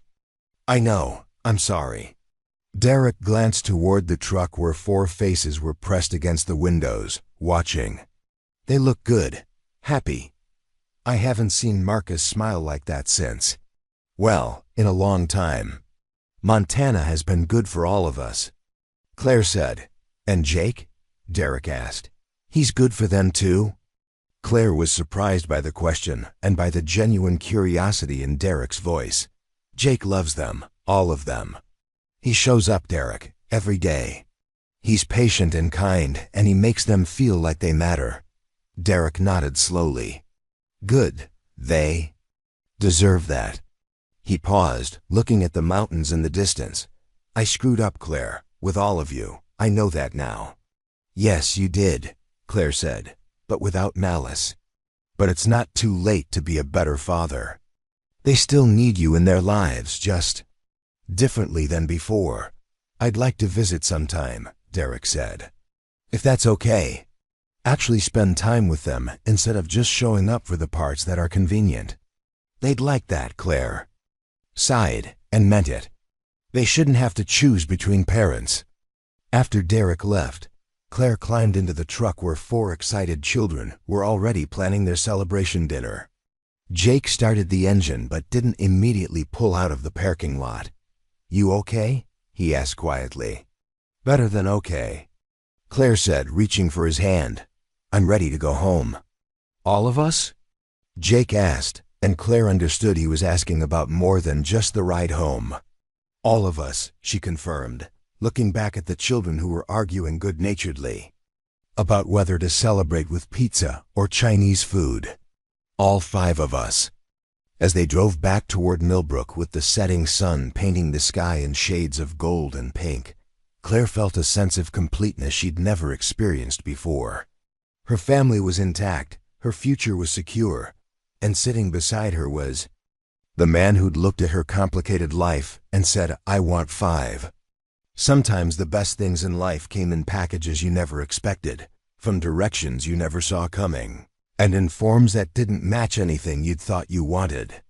Sometimes the best things in life came from taking a chance on a tall cowboy who understood that love wasn't about choosing the easy path. It was about choosing the path you wanted to walk together, no matter how challenging it might be. And sometimes, if you were very lucky, that path led you home, 6 months after the custody hearing. Claire woke up on a Saturday morning in May to the sound of Emma's delighted laughter echoing across the ranch yard. She padded to the kitchen window of Jake's house, their house now, officially, since they'd moved in together 3 weeks ago, and smiled at the sight of her youngest daughter chasing Rusty around the vegetable garden while Tommy tried to explain why cats shouldn't be involved in planting tomatoes. The transition had been surprisingly smooth. Emma had claimed the sunflower room as her own with the enthusiasm of a conquering general. Sarah had fallen in love with the window seat in what was now her bedroom, and Marcus had basically moved into the garage where he and Jake had started their second restoration project. A 1969 Camaro they'd bought at auction. Tommy had been the only one with reservations. Not about moving to the ranch, but about whether it meant they were abandoning their old house completely. Jake had solved that worry by suggesting they keep the rental as a guest house for when Derek visited, or when the children wanted their own space. It was an expensive solution, but as Jake had pointed out, the ranch made good money and family came first. Coffee's ready, Jake said, appearing in the kitchen doorway with his hair still damp from the shower. Even after all these months, Claire felt a little flutter in her stomach when she saw him first thing in the morning, this tall, solid, incredibly kind man who'd chosen to love all of them.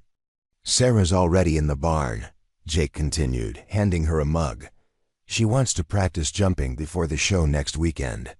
Marcus is convinced he can get the Camaro's engine running by this afternoon, which is either optimistic or catastrophic, depending on your perspective. And Emma asked if she could paint Buckwheat's hooves to match her new nail polish. Please tell me you said no to the hoof painting, Claire said, though she was laughing.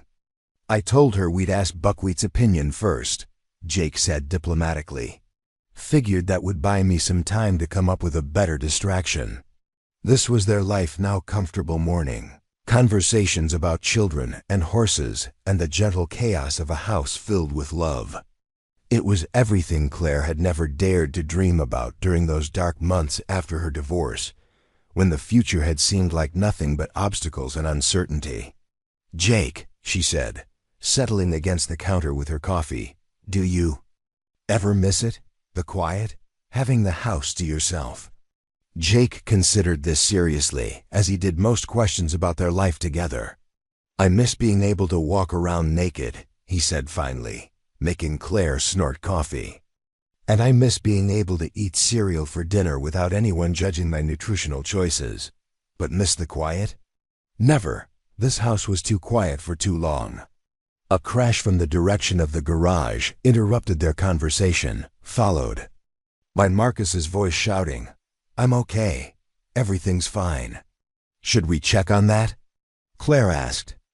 "Marcus has excellent problem-solving skills," Jake said, though he was already moving toward the door. "But yes, we should probably check on that." They found Marcus standing over a pile of car parts that had apparently been stored on a shelf. That was now lying on the garage floor. He was covered in grease and looked sheepish but uninjured. "The shelf wasn't as sturdy as it looked," he explained. "But the good news is, I found the carburetor we've been looking for." Jake surveyed the damage and shrugged. "Well, we needed to reorganize the garage anyway. Good excuse to build better shelving." This was what Claire loved most about Jake, his ability to turn disasters into opportunities, to find the positive. In situations that would have sent Derek into a fury of blame and criticism, Marcus had learned to expect patience instead of anger, encouragement instead of judgment, and it had transformed him from a defensive, angry teenager into a confident young man who wasn't afraid to take risks and make mistakes. "I'll help you clean this up after I check on Sarah," Jake said. "But first, your mom and I need to talk to all of you about something." Marcus looked up sharply. "Everything okay?" "Everything's perfect," Jake assured him. "We just have some news to share." They gathered the children in the living room, which took some negotiating since Emma was reluctant to leave her barn cat supervision duties, and Tommy was in the middle of what he called very important horse observations involving Honey and a new foal that had been born the previous month. "This isn't bad news, is it?" Sarah asked as she settled onto the couch, still wearing her riding boots. "Because I really don't want any bad news today." "Definitely not bad news," Claire sighed, reaching for Jake's hand. They'd discussed how to handle this conversation, and had decided that simple and direct was the best approach. "Jake asked me to marry him," Claire announced, "and I said yes." The reaction was immediate and varied. Emma shrieked with delight and launched herself at Jake, climbing into his lap to demand details about the wedding dress and whether she could be the flower girl. Tommy whooped and asked if this meant Jake would officially be their dad.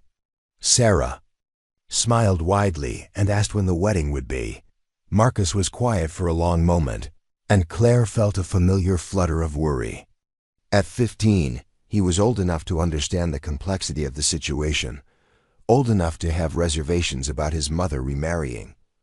"Marcus," Claire asked gently, "what do you think?" "I think," Marcus said slowly, "that it's about time." "I was starting to wonder if you two were ever going to figure it out." Jake laughed. "Out of the mouths of teenagers. Were we that obvious?"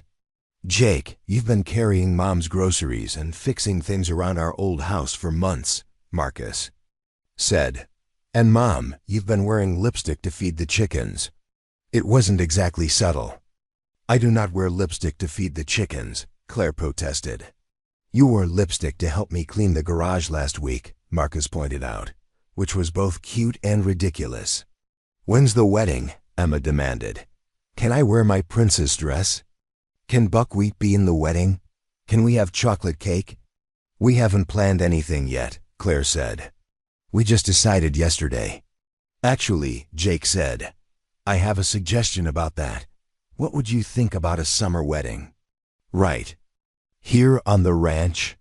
"Nothing too formal, just family and friends. Maybe some barbecue and dancing under the stars. That sounds perfect, Sarah said immediately. Can I help plan it? Can I plan it? Emma corrected. I have very good ideas about weddings. We'll all plan it together, Claire said. It's going to be a family wedding, so the whole family should be involved. Tommy had been unusually quiet during this discussion, and Claire noticed him fidgeting with the hem of his shirt. Tommy? What's on your mind, sweetheart? Will Derek still be our dad too? Tommy asked in a small voice. When Jake becomes our dad, I mean. It was the question Claire had been dreading, but Jake handled it with his typical thoughtfulness. Derek will always be your biological father, Jake said gently. Nothing can change that, and nothing should change that. But if you want me to, I'd be honored to be your dad too. Some kids are lucky enough to have more than one dad. So I'd have two dads? Tommy asked, brightening. If that's what you want, Jake said. What do you think about that? Tommy considered this seriously. I think that's pretty cool.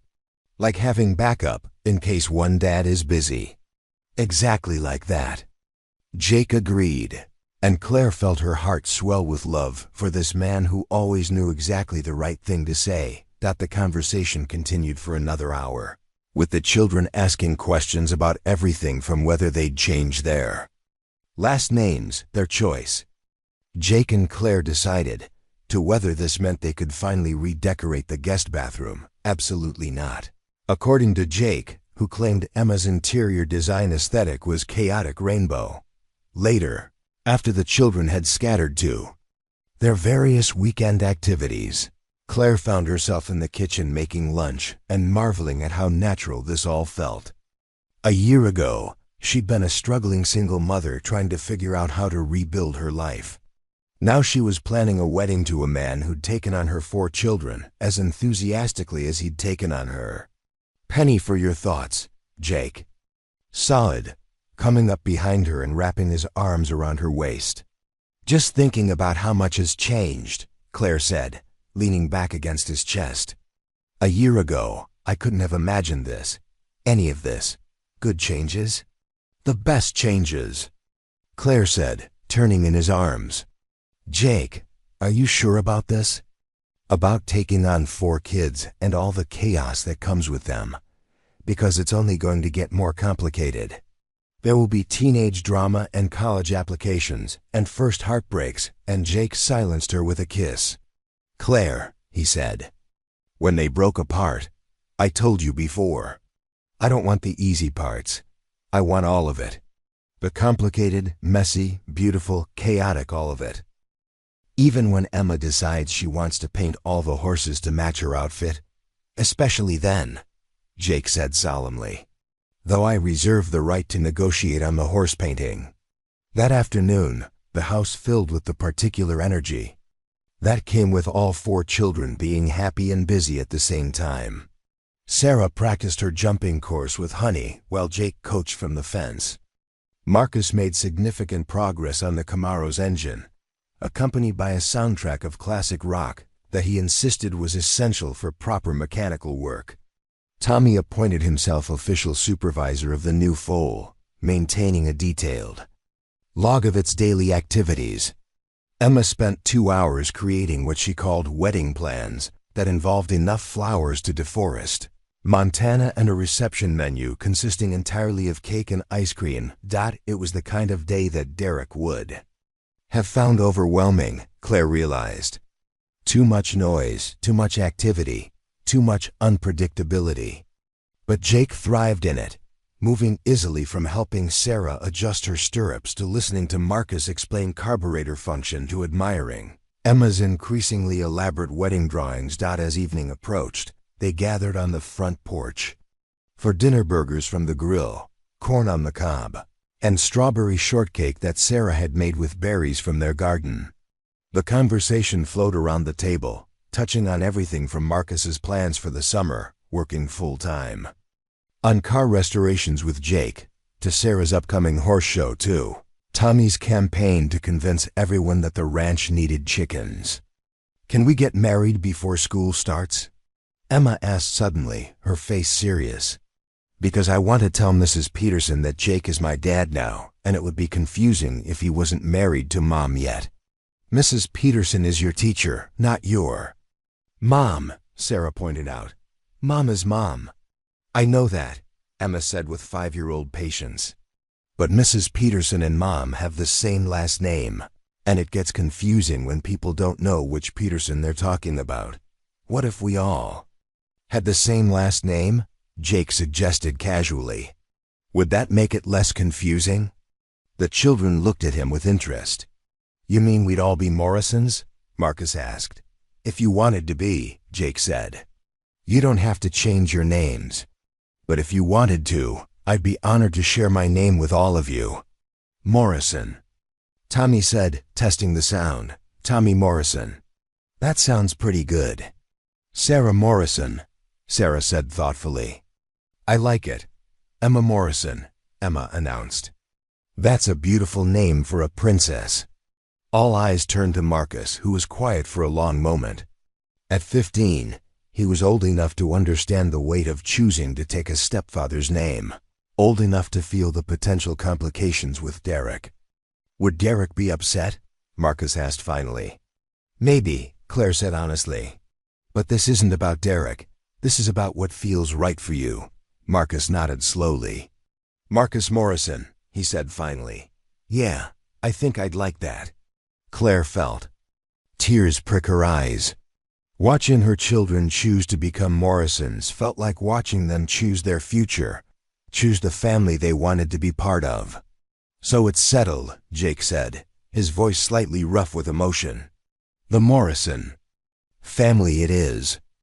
As the sun set behind the mountains, painting the sky in shades of gold and pink, Claire looked around the porch at her family, at Jake's strong profile, as he listened to Tommy's elaborate plan for the chicken coop, at Sarah's confident smile, as she described her jumping goals, at Marcus's relaxed posture as he sketched engine modifications on a napkin, at Emma's flour-stained fingers as she added details to her wedding plans.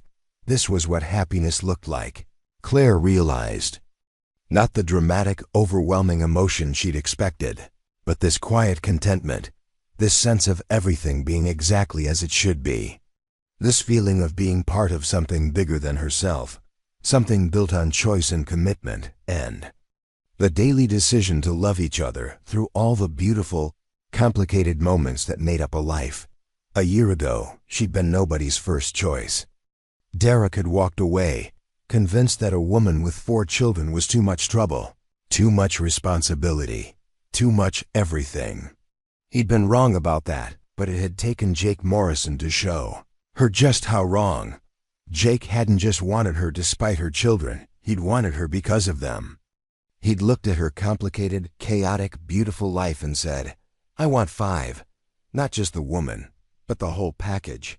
The early morning rushes and the late-night worries, the soccer games and the science projects, the teenage attitudes, and the little girl dreams. He'd wanted all of it, and in choosing all of it, he'd given all of them something precious, the knowledge that they were worth wanting, worth choosing, worth loving completely, and without reservation. As the first stars appeared in the darkening sky, Claire reached for Jake's hand and squeezed it gently. Tomorrow would bring new challenges, new decisions, new moments of chaos and joy, and everything in between. But tonight, surrounded by the people she loved most in the world, Claire Morrison to be was exactly where she belonged. 1 year later, on a perfect August evening with fireflies dancing in the meadow grass, Claire Morrison stood at the kitchen window of the ranch house watching her husband teach their youngest son to properly stack hay bales. At 7 years old, little James Morrison was determined to be just as helpful as his older siblings, even though the hay bales were almost as tall as he was. The newest addition to the Morrison family had been a surprise that arrived 9 months after their summer wedding, a beautiful, healthy boy who'd inherited Jake's green eyes and Claire's stubborn determination. The children had been ecstatic about having a baby brother, especially Emma, who'd appointed herself head of baby supervision and took her duties very seriously.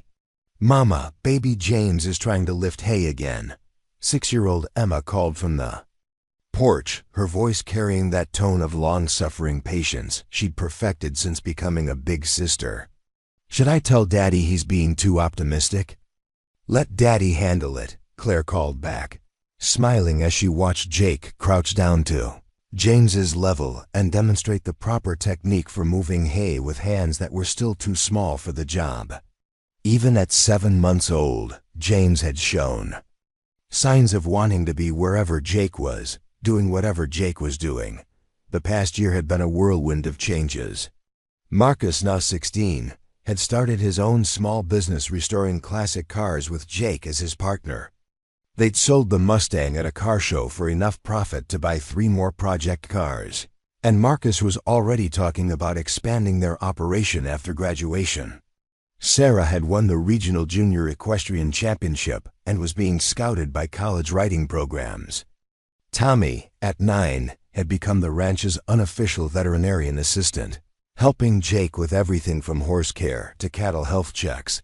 Emma had started first grade with Mrs. Henderson and announced weekly that she was going to be a horse Dr. Prince's teacher when she grew up, a career path that Jake assured her was absolutely achievable with enough dedication.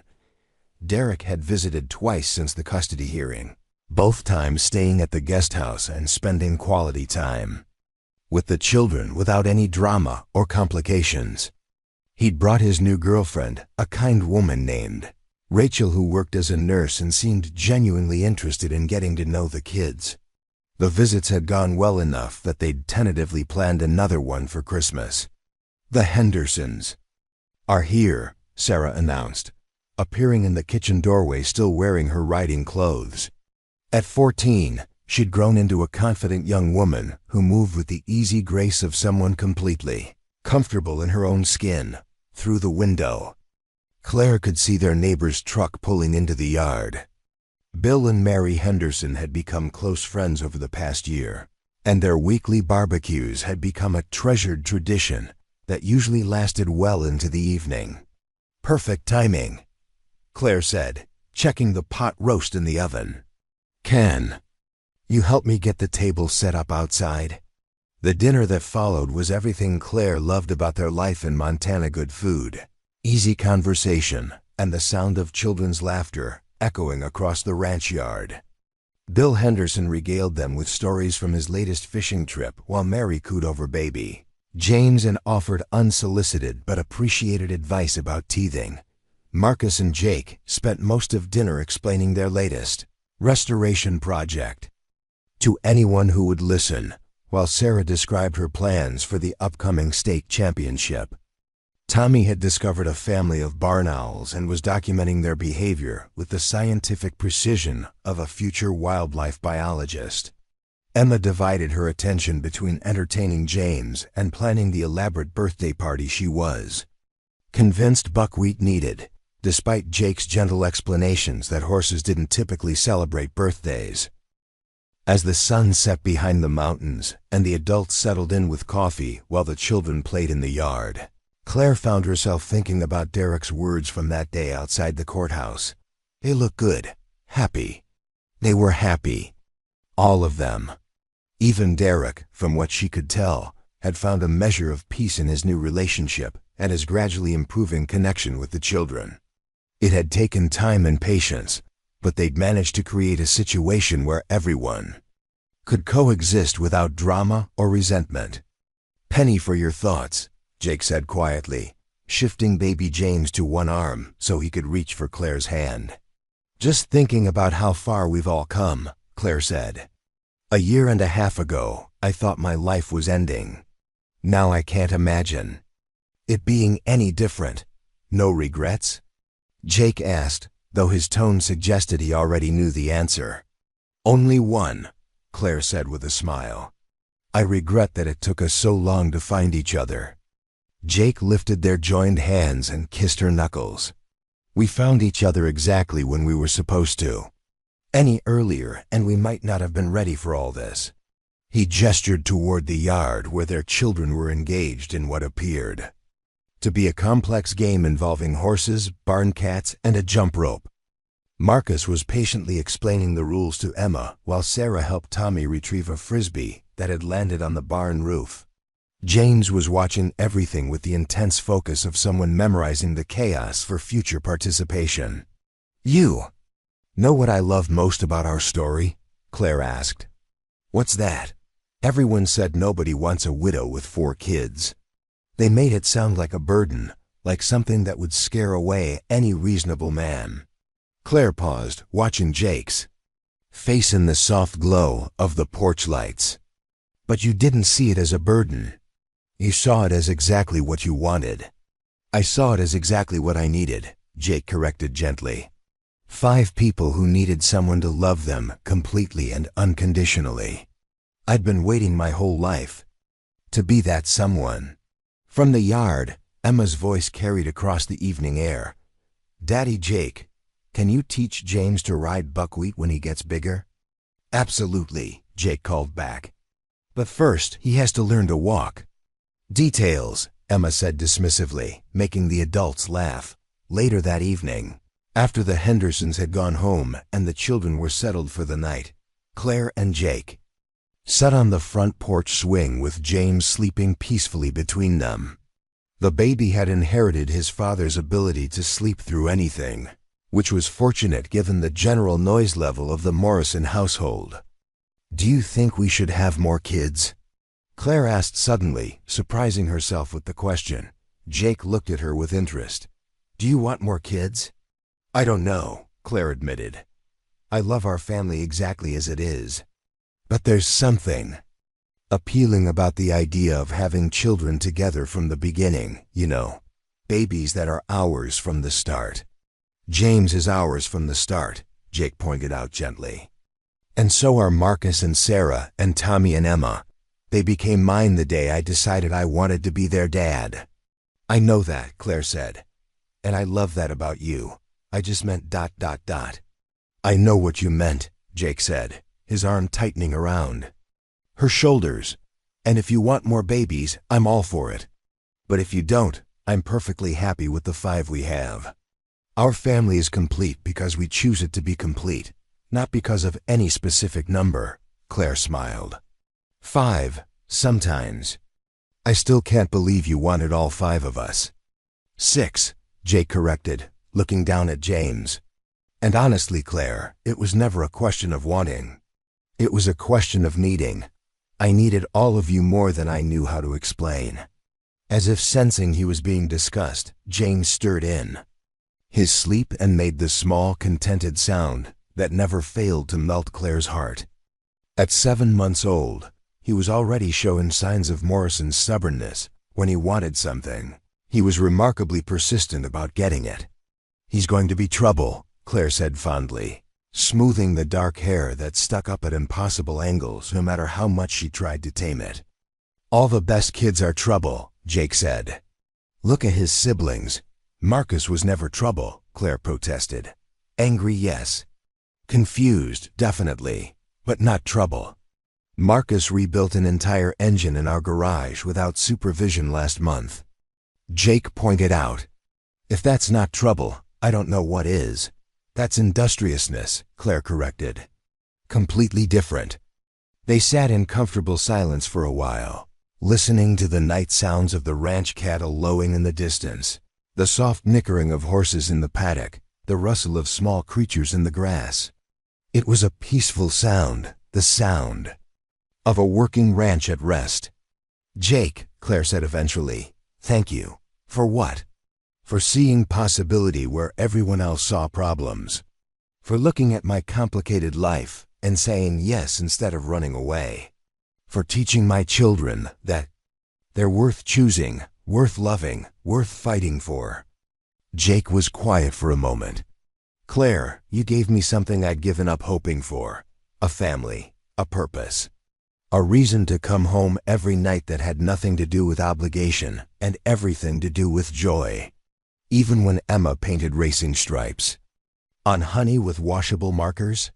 Especially then," Jake said solemnly. Although I still maintain that horse grooming should not involve art projects. And when Marcus decided to surprise us by completely rewiring the garage. That was actually helpful, Jake said. Terrifying but helpful. And when Sarah decided she wanted to train Buckwheat to jump. I have video of that, Jake said with a grin. It's going in their wedding slideshow someday. Claire laughed, thinking about how their children would react to that threat when they were older. You know they're all going to leave us eventually. College, careers, families of their own.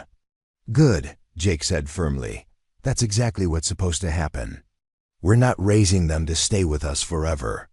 We're raising them to be capable, confident adults who know they're loved enough to take risks. And then it'll be just us again, Claire mused. You and me and whatever babies we might have. Just us and the horses and the cattle and the cats and whatever other strays we inevitably collect, Jake corrected. This ranch has a way of attracting things that need homes. Like me?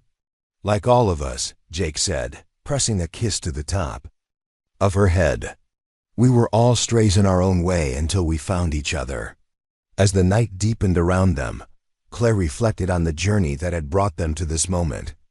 2 years ago, she'd been convinced that her story was ending, that divorce meant failure, that being a single mother meant settling for less, that wanting more was selfish and unrealistic. She'd been wrong about all of it. Her story hadn't been ending, it had been beginning. The challenges hadn't been punishments. They'd been preparations for something better. The children hadn't been burdens that would drive love away. They'd been the very things that drew the right love to them. Jake Morrison had looked at her life, all the complexity and chaos and beautiful imperfection of it, and hadn't seen obstacles to overcome. He'd seen exactly what he wanted, exactly what he'd been missing, exactly what would make his own life complete. I love you, Claire said quietly, the words carrying all the gratitude and amazement and pure happiness she felt. I love you too. Jake replied, all of you, always. Above them, the Montana sky stretched endless and star-filled, full of promise and possibility. Tomorrow would bring new adventures, new challenges, new moments of joy and chaos, and everything in between. But tonight, surrounded by the peace of the ranch and the warmth of her family, Claire Morrison knew that she was exactly where she belonged. The woman who'd once believed nobody wanted a widow with 4 kids had discovered something far better than being wanted. She'd found someone who needed them, who chose them, who looked at their complicated, beautiful life and said, this is exactly what I've been waiting for. And in choosing them, Jake had given them all something precious, the knowledge that they were enough, just as they were, just as they came, all 5 of them together.